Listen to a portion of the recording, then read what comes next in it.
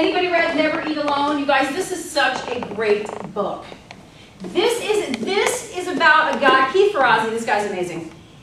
Basically what he did was networked his way into just everything he's ever done in his life, but he didn't do it in a disingenuous way. He did it from the giver's gain philosophy. What happened was he grew up in a middle-class town in Pennsylvania. His father knew that education for his son was going to be the key to having him have additional opportunities beyond just what was in their local blue-collar town. He leveraged his relationship with the owner of the factory where he worked and said, "Can you help me get my son into this top private school?" And the president said, "Sure, I'll be happy to vouch for you and write that recommendation." So this man sacrificed and sent his son to school. Keith met this kid who was obviously a little better off financially than he was, and they started caddying at the local country club, and Keith started caddying for this kid's mother.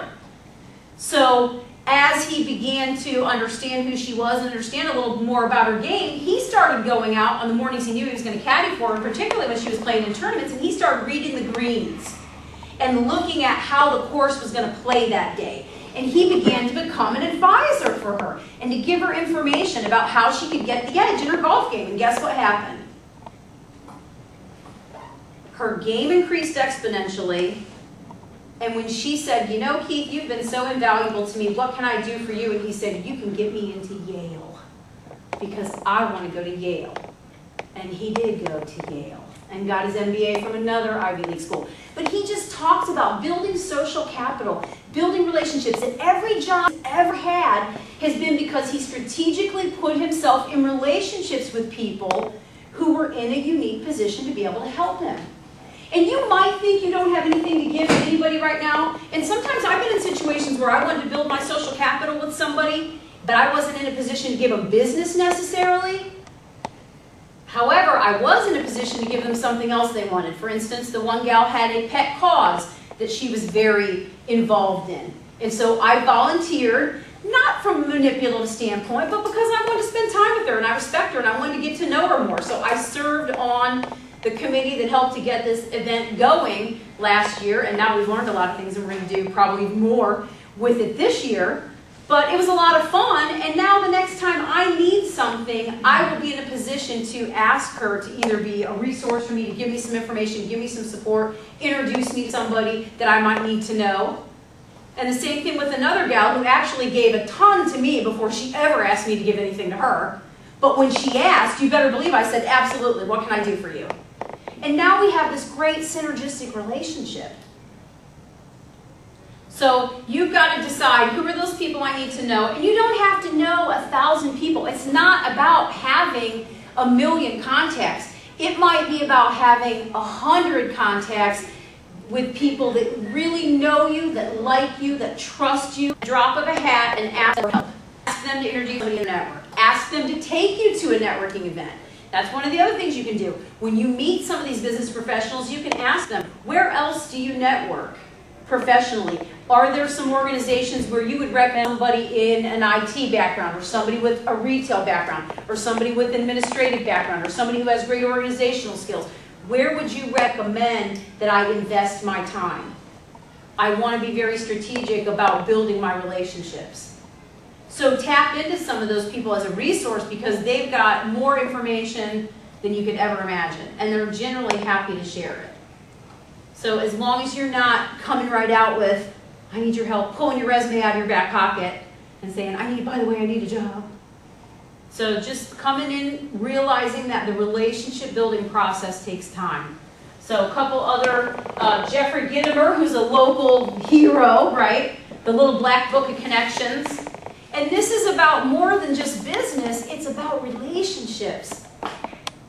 And you guys, everything else in life is going away.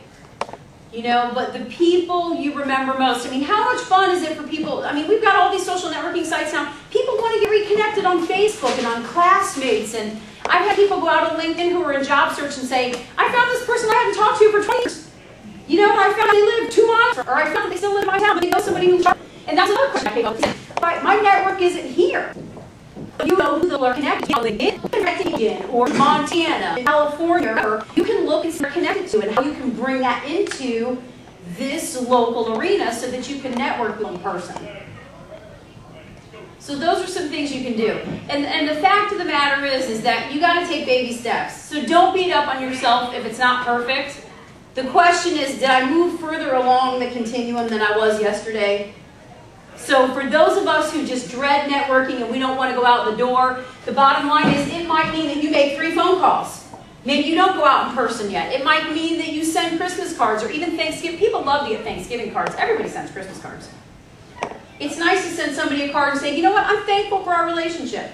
I'm thankful that you used to be a coworker. I'm thankful that you're a good friend. I'm thankful that I can rely on you if my car runs out of gas at 3 o'clock in the morning. You know? So think of creative ways to stay in front of the people that you care about and that can add value to your relationships. And I know we're out of time, so. Anything else? Anything we didn't cover? Yes. Interesting that happened to be here tonight because I just had a discussion with my parents last night about they're concerned I might be doing too much networking. You think there is such a thing, or? I mean, I think if you break down the numbers and you really look at 90% of it, my question to you would be, is it focused enough? So as a business owner, I can go out and meet a lot of people, but if it's not going to create any situations for me where I can give to them or receive from them and it can become reciprocal, it's not necessarily helpful. So it may be that there's not such a thing as too much. It could be as long as there's probably not too much. And sometimes you don't know what you don't know, so until you try a few things and to determine what's going to be the best venue, you may not know. So you got to kiss a lot of frogs, right? So you may have to go out and sort of try. You know, some things just don't make sense for me and what I do. So I've got to put myself in a position to make a decision as far as that goes, because I've only got so much time. Yes? Do you use the paid subscription? I'm not. Nope. It seems like every time I want to go to connect somebody, it tells me I've hit my limit for the month. You only get, what, 3 free ones? In mails. Oh, I don't know. I've not run into that. It's very limited. Well, if you join a group that they are in, the group, you can see the members, and then under other, once you scroll through the members, you can send them a message directly. Yeah. You just say, we're in the same group together, and it's, you know. And you guys, really quickly on the LinkedIn process, and I